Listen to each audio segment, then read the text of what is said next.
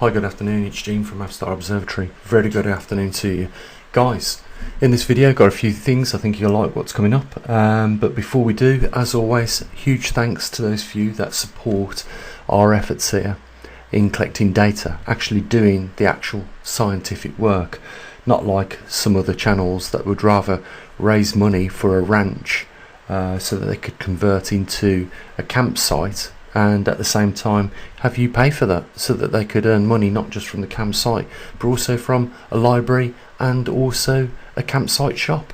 It's amazing. If that was me, I would be suggesting to people, why don't we all chip in, buy a chunk of land somewhere by the coast, and if worse comes to worse, that'll be a meeting point for all of us lot, and we could probably do that in different countries. What would it cost on the grand scheme of things? Not that much, considering the amounts of what the events of these three anomalies are causing. One being the pole shift, two being the grand solar minimum, and three being a return to the glacial periods. Guys, it requires more than just filming up a video. You might know that I don't do advertisements, I don't do merchandise, because the way I see it is, why give somebody that manufactures a t-shirt or a baseball cap or something else, a mug or whatever, the majority of your donation when you could give it direct to the source? Haven't you got enough t-shirts in your house? Haven't you got enough mugs? I dare say that you have, and you don't need no more. And if you needed them, you would go off and get them. You wouldn't wait for someone like maverickstar or somebody else to come up with, you know, a gimmick or a logo on a cup before you went and brought it. You know, it's crazy. You know, what I'm trying to convince people is to stop being armchair activists. You know, it's no good screaming at the screen on your computer or your TV when the world is going to pop. You've got to be proactive. You know, you've got to take the initiative to do something about it, otherwise it will never change. A couple of things I wanted to talk about, but before we do, we're going to talk about what we're looking at here. China's just experienced its worst rainfall in 1,000 years. It's broke records. It's delivered that much precipitation, rain, in 3 days than it usually experiences in a year. It's not the only time China gets flooded. It gets flooded nowadays every single year. People lose their life. This time 1.2 million people have been affected, and I think it's in the 100,000s that have had to be evacuated.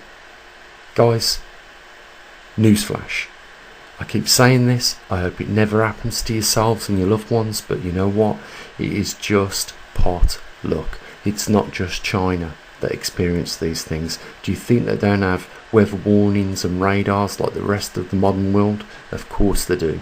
Probably got more sophisticated equipment, you know, looking into this than what we have, because over here in the West we seem to think, you know, money is better spent on arming a nation to fight off Russia. You know, 40 billion here, 30 billion there. You know, you must be frustrated like I am, and I do believe it's a good cause, but you know what, when I look at all those homeless people in California and other locations, I'm not just picking in the United States but all over the world, and I think, you know, you've just spent or donated £40 billion worth of ammunition for a country to fight a war which is never very likely ever going to win, because it's up against one of the biggest armies in the world. They can just keep sending, you know, equipment in and in and in, and you know, eventually over here in the West we're going to run out of enthusiasm for that war and we're going to stop. But my point is this, you know, there are people homeless everywhere. There is a lot of better causes, and you know what, how much of they are exactly invested in the pole shift, grand solar minimum, and the next coming glacial period, which we could be 6,000 to 8,000 years already in there. You know, the world is going crazy, and a lot of the people are along with it, and it's not just a case of, you know, being open-minded that much that your brain falls out. You know, it helps to start with if you've got a brain. It really does. Nobody, unless they unite together, is going to fix any of these problems. And if you think you can go it alone, then like I said, you know, it's just, you know, a matter of luck before one morning or one late night and you're asleep and all your loved ones are asleep, you know, and half your house gets washed away. If you think that is, not a possibility, well, you probably missed some of those videos where I covered recently in Europe those very things happening. People with tears in their eyes, no insurance because they're just about to afford to live, put some electric in their house, to get the lights on, and a little bit of food. These are real issues that are taking place right now, and I'm sure the government don't want to feed you daily all these things that are happening, because you know what, something in your mind might say, hold on a minute, this is happening a little bit too much now. It's more frequent than what we thought, and the magnitude of these events are getting worse and worse. It's because they are. Over in India, a 4-year drought has devastated the crops. This rainfall in China will have done the exact same thing. How much more can we put a strain on the global system before it breaks? I'm asking you that. The climate is changing in the northern and southern hemispheres of our planet, and equally the subtropics as well, that covers the equator. A little bit later on in the video we'll have a look at exactly what is causing these issues, like what we're seeing right here and now. But before we do, on the topic of what governments seem to be finding more valuable to invest in, like electric vehicles for us all, it just makes me laugh. It really does, because when you look at the cobalt which is needed for these electric vehicles to be manufactured, what we find? Women and children being paid the lessest buck on the planet to mine it in the worstest conditions. Just so, we can drive around in electric vehicles, or some of us can drive around in electric vehicles. There's a lot of issues I could raise about electric vehicles, like these people, these do-gooders that think they're looking after their environment, are actually consuming 6 times more than the average person to charge up that car in energy. And for a lot of us around the world, we're still using coal power plants and gas power plants. In fact, we can't rely on renewables like they want us to do, because it doesn't matter if we increase, like one of my subscribers said, Robert, he said, if we increased by 6-fold the amount of wind generators we've got in this country, we still on some days would not generate any electricity from them. And if you're in the UK or any other parts of the world where these great big £20 million wind turbine generators are strolling, destroying the looks of the open countryside, you'll probably see what I see, and that is they ain't even turning round. Solar power, we can't rely on solar power. These two regenerative forms of energy are not reliable. We are always going to have to use some form of non-renewables, like gas, oil, nuclear. It's just a fact that you can't avoid. If you look at the output, you look at the reliability of these systems, that they're not reliable. But getting back to that point, because I think we should do, these people that are mining the cobalt for the battery production to go in the electric vehicles are in such terrible conditions, and child slave labour and all sorts. But you know what they're more concerned with this day and age? Blood diamonds and conflict diamonds. They wouldn't allow children to work in these environments anymore, although they still do, and me and you both know that. But what about these industries? It's okay. It's just being completely overlooked. It's insane. It's just as bad, and it should stop. But it never will, because if it's bad thing for them, then it's okay for everybody else. The same things as what I do, and that is probably why you tune into this channel, because we're one of the few sources of information that is not just like this cherry picked off the internet to bring to your attention. These global changes and anomalies are absolutely real.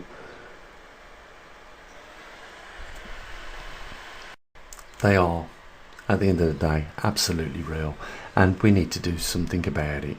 You know, there are so many people out there. 98% of the population of this planet are unaware of what's going on. That's why, you know, people are dying in these floods, because they think it's a one-off that will never occur to them, that it could happen to them and their loved ones. You know, we'll look here at the observatory. First of all, that, you know, I had the skills to put a lot of the equipment that we actually use in our scientific method of collecting the data, but we're also lucky that we've got people like Kendall in Canada right now sending us regular data like he does, and Scott down there in Arizona, and you know, Jeff in Australia, because without these guys, you know, we would just be still here in our observatory with a Trimag system and a magnetometer ourselves. But you know what, here it is in black and white for those people that still don't get it. You know, we're not like any other YouTube channel. We've got equipment, we've got qualifications in the field that we talk about, and we have bespoke equipment specially and specifically designed to monitor and track that magnetic North Pole. You know, there isn't another channel on YouTube like it. They're regurgitators.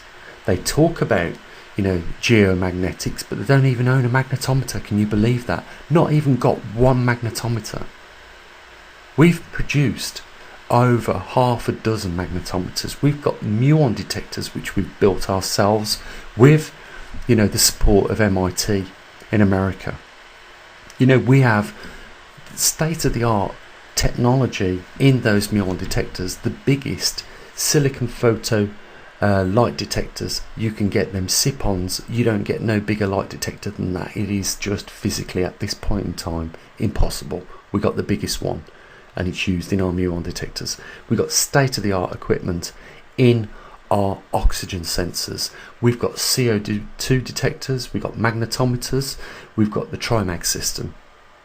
We've got Geiger counters and a lot of other scientific equipment that you use to measure things. You can't measure anything without these tools and equipment. You just can't simply do it. We've got the benefit of some of our equipment doing it every 15 minutes of the hours, you know, in the day, the weeks and the years. And with our Trimag system, we're on a resolution of every 3 seconds. That's why we have nearly 500,000 individual data sets at the end of the month to pinpoint the magnetic North Pole for you guys. Here's the deal. You know, I want to go beyond just talking about what we do. I want to prove it, right? I'm going to give you some information right now, and I want you just to compare with other people that talk about the magnetic poles reversing on our planet. I want you to question them on why they've not brought this to your attention at this moment. And this is going to shock a few of you. You know, we talk about the magnetic North Pole on our planet, but do you know what it is actually that we're looking at? It's going to shock a lot of you.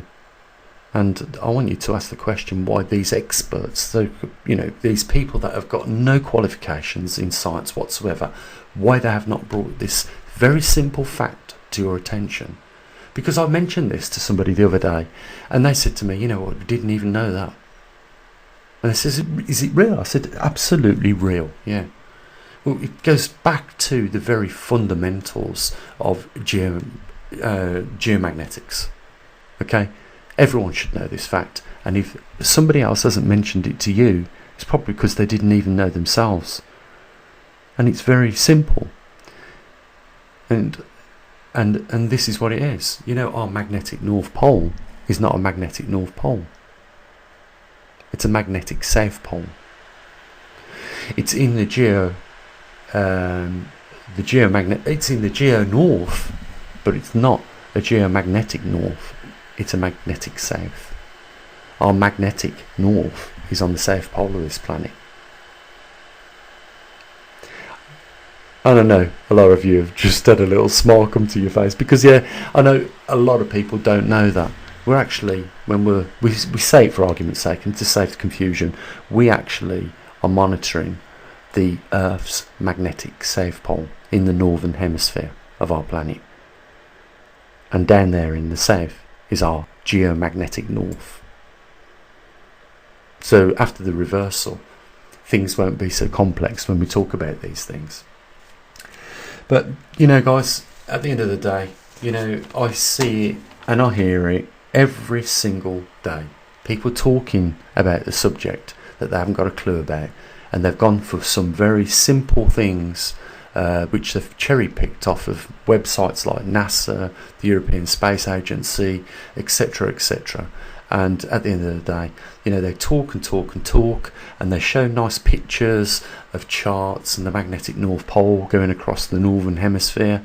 But you know what? They haven't even got a magnetometer, which is shameful, really, because if you're in the business of talking regularly about something, you would expect, you know, them to actually be participating in some form of monitoring of these events.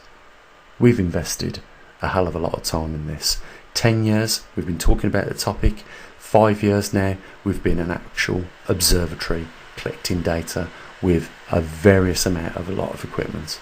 We've got a dedicated website which not just covers the magnetic North Pole, or as we now know it, the magnetic South Pole, but we'll keep it at the North Pole for now, just to stop, you know, confusion. But we've got, you know, magnetometers, the Trimag, oxygen sensors, Geiger counters, you name it, we've got it, and we're intending to put more of our equipment out there, because we are, after all, coming up to an all-important 40-degree mark, a theoretical point where we could see an increased acceleration based on some examples of experimentation that I did for you guys. And whether I'm right or wrong, it doesn't really matter, because it's a theory at the end of the day, and I think the more that's on the table gives us a clear idea of more what's going on. And if this is one of those things that does occur, you know, we got our chips on the right number, you know, we'll come up good for it. But even if we're not, it doesn't matter, because, you know, we're still going through 3 major anomalies: the geomagnetic pole reversal, the grand solar minimum, and a returning to a glacial period. And as much as our governments spend these billions of pounds on everything else, they're certainly not putting anything in any one of these anomalies. And yet these anomalies, like we was looking at the beginning of the video, cost China in the last year £24 billion alone. You would think that there'd be someone out there more than willing to have a look at alternative causes of climate, open back up the discussion on this topic, and then fund a few well-deserved observatories, in my opinion. Guys, there's a link down there. You know, it's up to you, not mandatory if you want to support us or not, or you want to go and waste your money on other channels that just talk the talk but certainly don't walk the walk. That's entirely up to you. Those are your hard-earned coins, guys. You know what? You know, we can't do this on our own at this point in time. We're trying to become sufficient, but it's going to take a little bit of time. But we're still trying to do it. Simple as that. You know, this has been, you know, more than a hobby for me for the last 5 years at least. You know, we've took it much more serious than we ever have done. And it's only been possible because a few got out their armchair, whipped out the card details and filled in that little questionnaire. Simple. It doesn't take a lot of effort really, but we do live in a world where, you know, out of 6,000 people that will probably view this video in the next 24 hours, there'll be probably less than 5 that have donated, if we are lucky. Simple as that. Guys, you have an amazing day. You take care of your loved ones. As always, bye for now.